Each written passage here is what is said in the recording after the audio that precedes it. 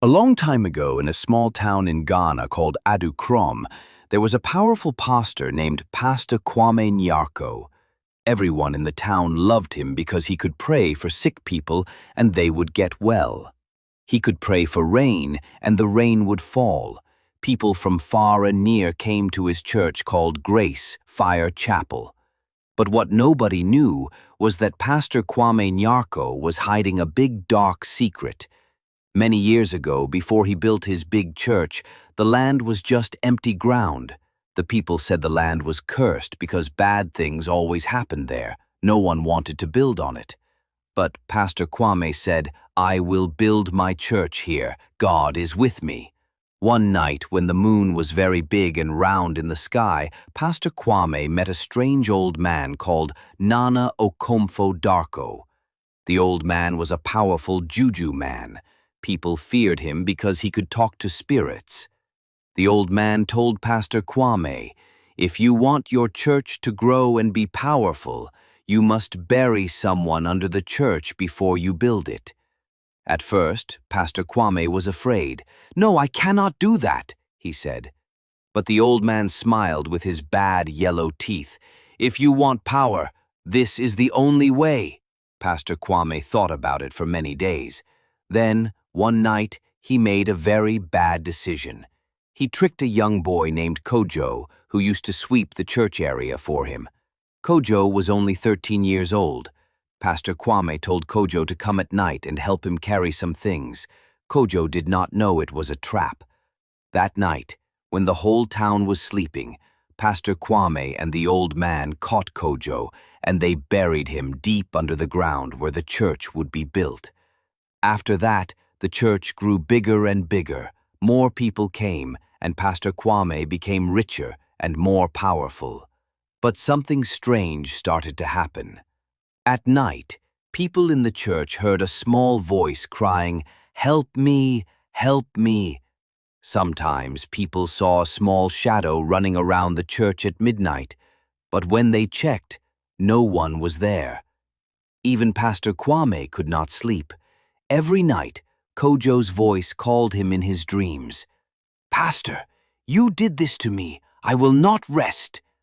One day, a small boy named Yaw, who loved playing around the church, found something very strange near the church wall. Little Yaw was an 8-year-old boy who loved playing football with his friends near Grace Fire Chapel. Every evening, when the church people had gone home, Yaw would run around the churchyard, kicking his small ball made of old socks.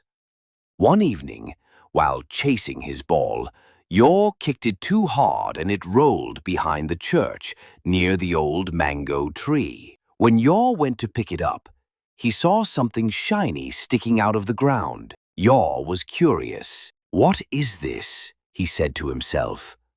He knelt down and brushed away the sand. It was a small, old bracelet with the name Kojo carved on it. Yaw picked it up. The bracelet felt cold in his hand, even though the weather was hot.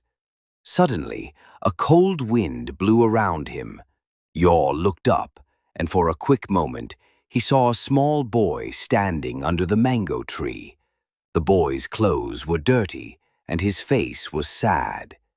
Yaw dropped the bracelet and ran home as fast as he could. That night, Yaw couldn't sleep. In his dreams, the boy came to him and whispered, "Help me, my name is Kojo. Tell them, tell them." Yaw woke up sweating. He told his grandmother, old Ma Makua, about the strange boy and the bracelet. Ma Mekua's face changed. She held her chest. "Eh, my child. Long ago, there was a boy named Kojo who disappeared from this town. Nobody saw him again." Yaw showed her the bracelet. Ma Mekua held it and shook her head. This is Kojo's. I remember it." She told Yaw, "We must not tell Pastor Kwame about this. He is not the good man people think he is." Yaw asked, "But Grandma, what happened to Kojo? Where is he?" Ma Me Akua looked outside the window. The night was dark and silent. That is a long story, my child, and it is not safe to speak of it when the moon is out. Yaw's heart was beating fast. The next day, strange things began happening in the town. The church bell rang by itself at midnight. Dogs howled and refused to go near the church, and some people said they saw a small boy's shadow running in the church compound. Even Pastor Kwame started to look worried. His prayers no longer worked the way they used to. Sick people stayed sick. His church members started to complain. At night, the voice came again. "Pastor, I am waiting." And then, one day, Yaw made a plan. He wanted to find out what was buried under the church. But he didn't know. Someone was watching him, and he wanted to find out the truth. So, one evening, when the sky was turning orange and the birds were flying home, Yao picked up his ball and pretended to go and play near the church. But this time, he didn't take his friends. He went alone. Yao carried a small stick with him. He wanted to dig near the mango tree where he had found the bracelet. When he reached the back of the church, everything was quiet. The wind was blowing softly, and the leaves on the tree were shaking. Yao looked around to make sure no one was watching. Then he started digging. As he dug, he heard a sound behind him. Crunch, crunch, crunch. Yao's heart jumped. He quickly turned around. It was Pastor Kwame's big dog, Blackie. The dog stared at Yao with its sharp, yellow eyes, but strangely, Blackie didn't bark or chase Yao away. The dog just stood there and watched him. Yao wiped his face and kept digging. After a few minutes, Yao's stick hit something hard under the soil. Tock! He dropped the stick and used his hands to clear the sand. Slowly, a small, old, rotten wooden box appeared. Yao's fingers shook as he opened the box. Inside the box was a small, torn cloth, a bead necklace, and a letter. Yao picked up the dirty paper and tried to read it. The words were faded, but he could see the name Kojo written at the top. Just as he was about to read the rest, a loud voice shouted, "Who is there?" Yao jumped in fear. It was Pastor Kwame's voice. The pastor had come out of the church and was walking towards the mango tree with a torchlight. His face was angry. Yao quickly grabbed the letter and the bead necklace, closed the box, and covered it with sand. He hid behind the tree. Pastor Kwame stopped near the tree, looking around. "I know you're here. Come out now before I catch you," he shouted. Yao's heart was beating fast like a drum. But just then, something strange happened. A cold wind blew again. The leaves shook, and the same small boy's voice whispered from the dark, "Pastor, I am waiting."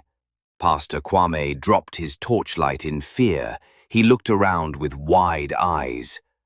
Who is that?" the pastor shouted. Yao peeped from behind the tree and saw Pastor Kwame's hands shaking. The powerful pastor looked very afraid. Then, the mango tree leaves started to move without any wind. A soft cry, "We must call the village elders." "But it is dangerous, my child. The pastor will try to stop us, and now he knows you are part of it." Just then, there was a loud knock at the door. Boom, boom, boom. Yor and Mameakua looked at each other, their hearts pounding. Boom, boom, boom.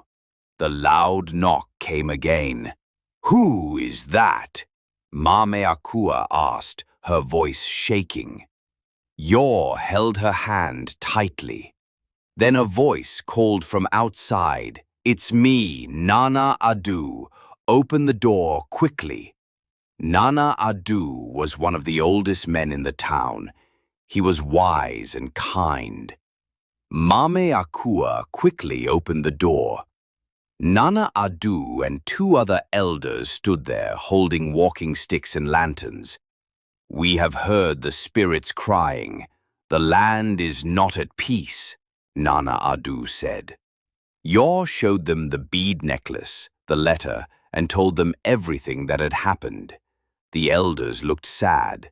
"We knew something was wrong with that land," one of them said. "It is time we end this evil." That night, the elders, Mame Akua, Yor, and a few brave men went to the churchyard with shovels. Under the light of the full moon, they dug near the mango tree.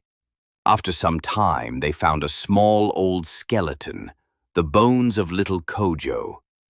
Mame Akua covered Yor's eyes so he would not see the sad sight. The elders poured libation with schnapps and spoke to the spirits. "Kojo, son of this land, we are sorry for what was done to you. Rest now, your people have found you." As they prayed, a soft wind blew, and a calm silence filled the air. Suddenly, Pastor Kwame appeared, running toward them with a big stick. "Stop! You people have no right to touch this land," he shouted. But the elders stood firm. "Your evil has ended tonight, Kwame," Nana Adu said. The people of the town gathered, hearing the noise. When they saw the bones and the bead necklace, they all turned against Pastor Kwame. He tried to run away, but the men caught him and handed him over to the village chief. The next morning, the chief called the whole town together. Pastor Kwame confessed to his wicked act. The people were angry and ashamed. The chief banished him from the town, and the church was closed forever. The elders gave Kojo a proper burial, and from that day, no one heard strange voices again. Yor became a hero in the town, and Mame Akua told him, "You have a brave heart, my child. Never be afraid to speak the truth." Moral lesson: no matter how long a secret hides, the truth will always come out. Evil can never win forever. It is better to do good, be honest, and never harm others to gain power.